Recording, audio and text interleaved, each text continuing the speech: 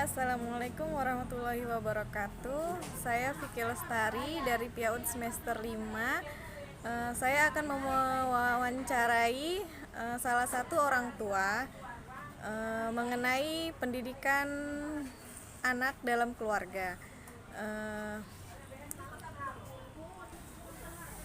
Eh, Baiklah, langsung saja saya akan mewawancarai ibu bernama Ibu Nur Hasanah.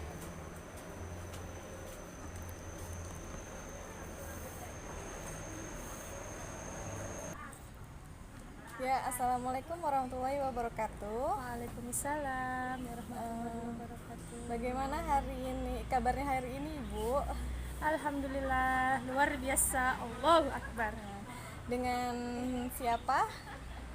Perkenalkan, nama saya Nur Hasanah, Umi Nur Hasanah tepatnya. Anak-anak saya biasanya memanggil saya Umi, ya. Jadi hari ini saya kebetulan mau diwawancarai salah satu mahasiswa dari Unival, ya, jurusan Prodi PIAUD. Alhamdulillah berkesempatan pada hari ini. Insyaallah pertanyaannya akan dijawab sebisanya.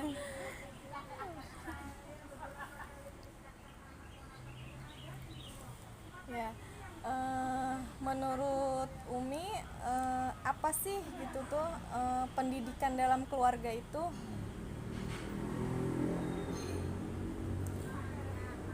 Baik, menurut saya pendidikan dalam keluarga itu adalah pendidikan awal atau madrasatul ula, karena memang keluarga adalah tempat atau madrasah pertama bagi anak-anak kita.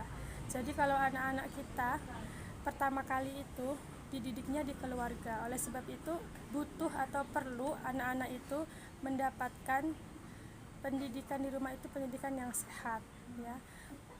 Apalagi terutama menyangkut pendidikan ketauhidan atau pendidikan nilai-nilai agama. Itu pendidikan yang benar-benar pendidikan awal yang harus ditanamkan sejak dini. Terus kalau masalah untuk tingkat sekolah gitu, untuk apa sih anak-anak Ibu itu bagaimana gitu tuh? Tentu saja sebagai orang tua, ya, anak-anak ketika anak-anak akan memasuki usia sekolah, kami sebagai orang tua tentu saja ingin menyekolahkan anak di sekolah yang terbaik, kan?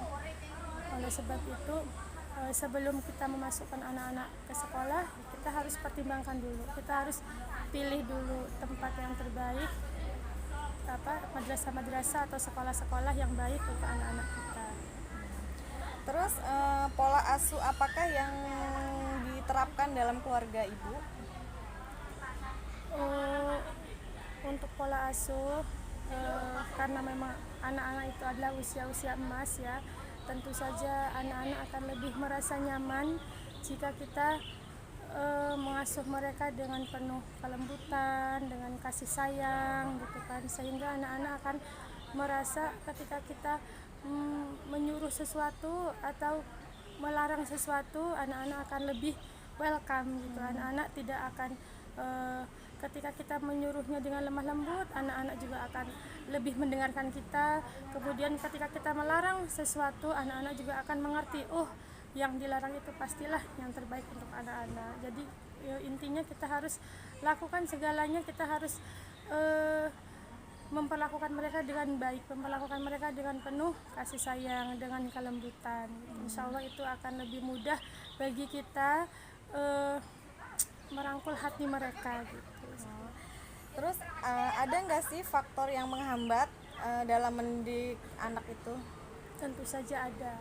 Pastilah, namanya anak-anak karakternya berbeda-beda. Terus anak-anak itu kan lebih moody, ya. Jadi kadang-kadang kalau memang lagi tidak mood atau kadang-kadang juga lagi kepengen sesuatu, pastilah ada kendalanya. Misalkan anak lagi kepengen sesuatu nih, terus diomongin supaya sabar, supaya nanti dulu, gitu kan.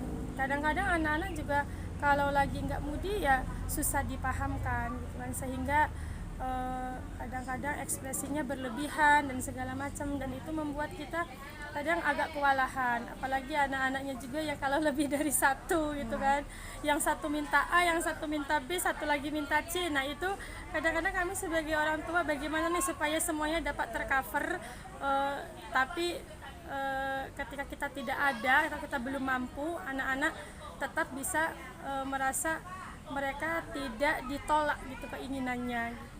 Jadi kita tetap harus bagaimana caranya, harus pinter-pinter mengcover supaya walaupun belum kesampaian tapi anak-anak tetap bisa bahagia gitu walaupun keinginannya belum terwujud.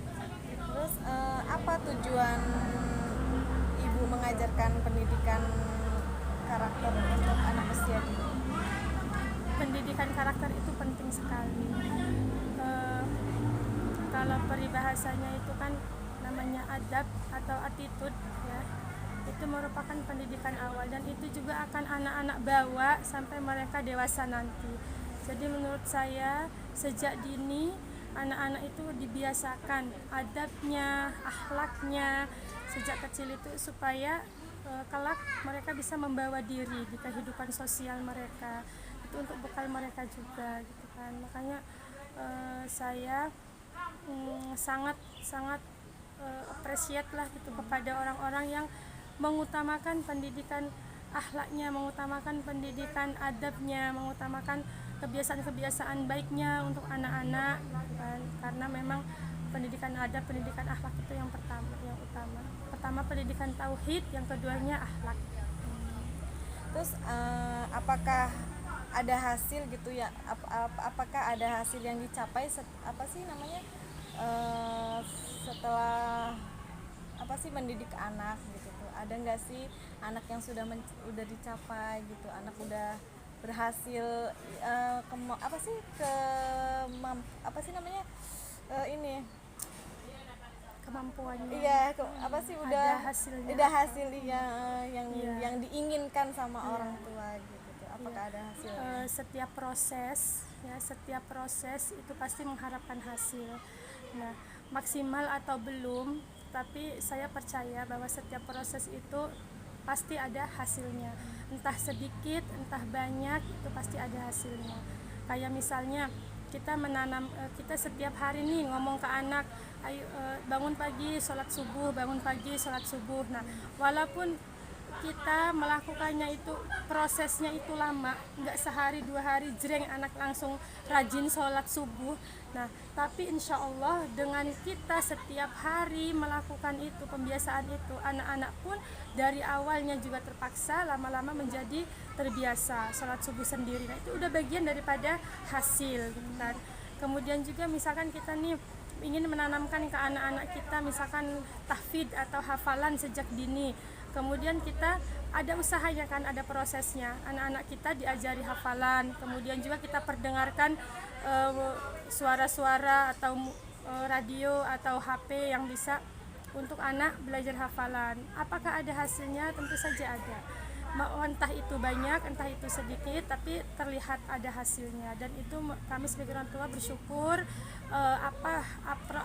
proses apa yang setelah kita usaha apa yang telah kita berikan kepada anak Allah berikan kemudahan supaya kita dapat mencapai hasil yang maksimal. Dan untuk hasil maksimalnya mungkin itu akan terlihat nanti ketika kelak mereka dewasa. Terus kalau masalah biaya untuk mengeluarkan untuk sekolah, untuk untuk pendidikan lah gitu tuh, bagaimana? Kalau untuk masalah biaya gitu, duit. Iya, untuk biaya saya sih berserah diri kepada Allah saja. Tentu saja dibarengi dengan ikhtiar. Saya ikhtiar bantu suami juga ikhtiar dengan pekerjaannya. Kemudian kita juga ikhtiar bagaimana caranya bisa memberikan pendidikan yang terbaik untuk anak, biayanya sedikit atau biaya banyak. Kita berdoa kepada Allah supaya kita dimampukan untuk memberikan pendidikan yang terbaik kepada anak-anak yang Allah titipkan kepada kita. Yang penting mah rajin salawat, rajin berdoa. Usaha juga ya. Usaha juga. Ya, baiklah, mungkin itu aja yang saya wawancarai. Terima kasih untuk Ibu Sama-sama. Nur. Ya, terima kasih. Ini apa sih namanya? Wawancara hari ini. Kurang lebihnya mohon maaf. Wassalamualaikum warahmatullahi wabarakatuh. Waalaikumsalam. Terima kasih, Bu.